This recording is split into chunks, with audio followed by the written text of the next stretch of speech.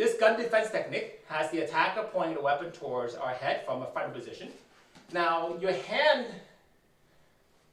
will come up in almost like an X position, and we'll do a strike and a catch at the same time. So I'll walk this slowly. My hand comes up.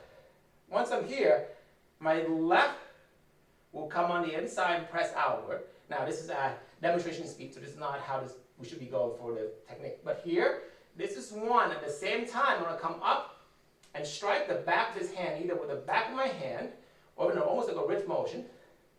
Here, then I'll rotate out, protect the weapon.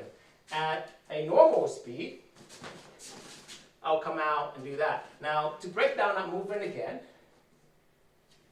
head out of the way. 1, 2. That's our angle. As close as we can.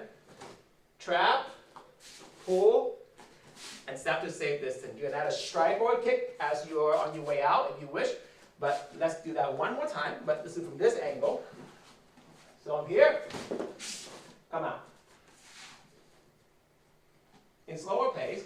1, 2. Hitting, stripping the weapon, and come on out.